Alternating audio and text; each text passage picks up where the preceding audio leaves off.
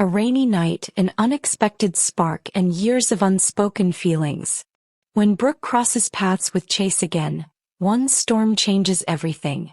Will they risk it all for a love they can't deny? Please subscribe to Blind Thoughts and press the bell icon so you never miss our next story. Rain slicked the sidewalks the night I first realized how much Chase Bennett had become a part of my life. Streetlights threw silver streaks across the windows as I parked outside my mom and stepdad's house, the wipers thumping in a steady rhythm. Inside, laughter spilled from the kitchen. My parents and Chase, his voice deeper and warmer than I remembered. I hadn't seen him in nearly a year. When our parents married 5 years ago, I was 18 and he was already off building a tech career in Austin. Back then we'd exchanged polite smiles at holidays, nothing more. But tonight, stepping through the doorway and meeting his eyes, I felt something shift, like a string pulled tight between us. "Brooke," he said, and my name in his low drawl sent a flutter through me I couldn't explain. He looked different. A little scruff along his jaw, the confidence of someone who'd built a life on his own terms. Dinner blurred past in conversation. Chase teased our parents gently, asked about my new design job in Chicago, and made me laugh until I forgot the rain entirely. When the plates were cleared and our parents retreated to watch a movie, I found him leaning on the back porch railing, the storm's glow reflected in his dark eyes. "You still hate thunderstorms?" he asked. "Not anymore," I said, joining him. "They're kind of beautiful if you let them be." We talked for an hour under the humming rain, about the chaos of city life, the risks we'd taken, the dreams still waiting.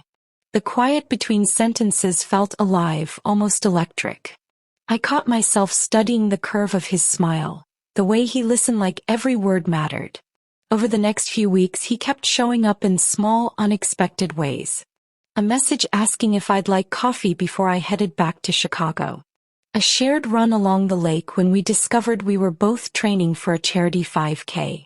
Each meeting felt unplanned yet inevitable, and with each one the pull between us grew. I told myself it was nothing.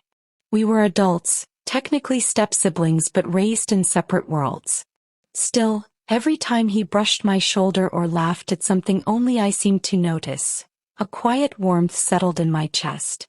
By winter I was back in Chicago, yet we spoke almost every night. Video calls filled with inside jokes and silent moments that stretched longer than either of us admitted. When he finally visited my apartment in early spring, the city buzzed with thawing energy. We wandered through late-night art galleries and rooftop bars, the skyline glittering around us. On my balcony, beneath the navy sky, he reached for my hand. "I keep trying to stay away," he said softly. "But you're all I think about." I didn't answer right away. The wind brushed my hair across my face, and he tucked it behind my ear with a tenderness that undid every wall I'd built. I met his gaze and let the truth spill. "I feel it too." The first kiss was slow, certain, and somehow familiar, as if we'd been moving toward it for years.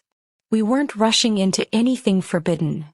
We were two grown people finding each other after life's detours.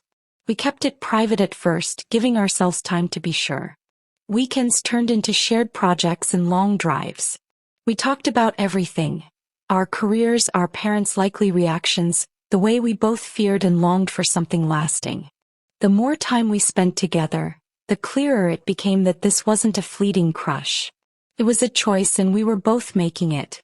Telling our parents was easier than either of us imagined. There was surprise, of course, but also understanding. They saw how carefully we'd built this, how deeply we respected each other. They wanted us happy, that was enough.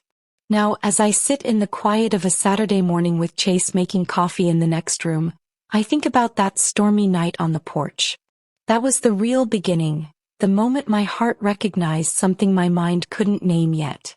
Loving him was never about defiance or secrecy. It was about finding a connection so genuine it refused to fit anyone else's rules. And every time Chase turns toward me with that steady, unguarded smile, I know that what we share isn't complicated at all. It's simply ours.